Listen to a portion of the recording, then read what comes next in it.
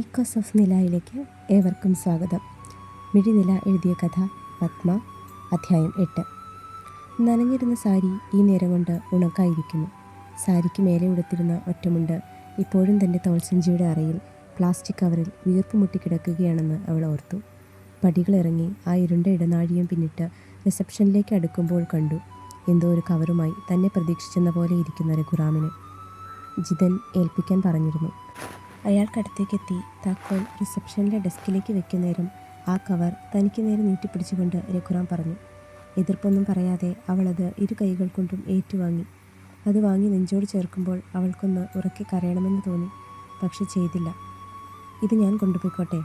തോൾസഞ്ചിയിൽ നിന്നും പുറത്തെടുത്ത ജിതൻ്റെ കത്തും അതിരുന്നിരുന്ന പഴയ മാഗസിനും കണ്ണടയും പേനയും കയ്യിലെടുത്ത് പിടിച്ച് അവ രഘുറാമിന് നേരെ കാണിച്ചുകൊണ്ട് അവൾ അനുവാദം ചോദിച്ചു.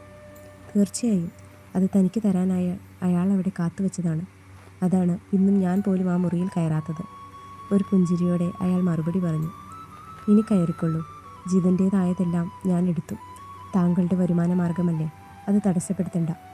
ചെയ്തു കൊടുത്ത ഉപകാരങ്ങൾ ചെറുതല്ലെന്നറിയാം.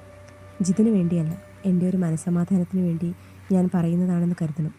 നന്ദി. ആ വാക്കുകൾ അവളുടെ ഹൃദയത്തിൽ നിന്നും വന്നവയാണെന്ന് അയാൾക്ക് തോന്നിപ്പോയി. പോട്ടെ.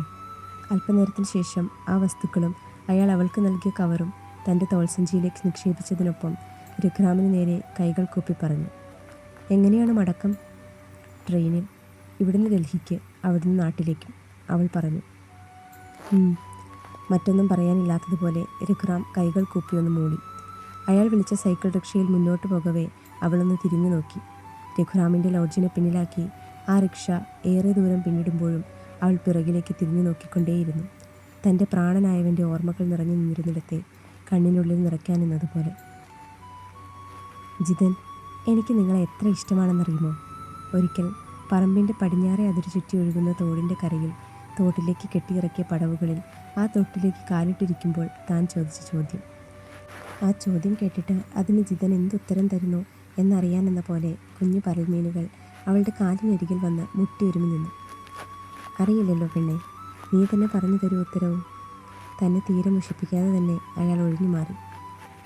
എന്നിലും അധികം ഞാൻ നിങ്ങളെ പ്രണയിക്കുന്നു ജിതൻ. ചുരുങ്ങിയ വാക്കുകളിൽ തന്നെ അവൾ ഉത്തരവും കൊടുത്തു. അതിന് നുണക്കുഴി കാണിച്ച് നിറഞ്ഞൊരു ചിരിയായിരുന്നു അയാളുടെ മറുപടി. നിങ്ങളെ ഞാനൊന്ന് ചുംബിച്ചോട്ടെ ജിതൻ. ഈ നുണക്കുഴി ഇങ്ങനെ തെളിഞ്ഞു കാണുമ്പോൾ കൊതി തോന്നിപ്പോകുന്നു.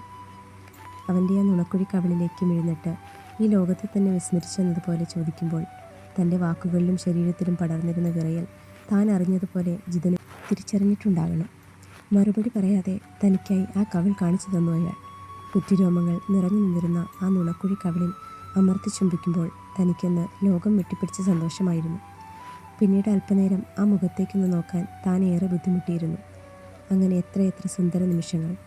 വെറുതെ ജിതനെ ഒന്നളക്കാൻ എന്ന പോലെ മറ്റു പെൺകുട്ടികളെക്കുറിച്ച് അയാളോട് പറയുമ്പോൾ ഒരു വഴക്കൊഴിവാക്കാൻ തന്ത്രപൂർവ്വം വിഷയം മാറ്റിക്കളഞ്ഞിരുന്നു പലപ്പോഴും അയാൾ.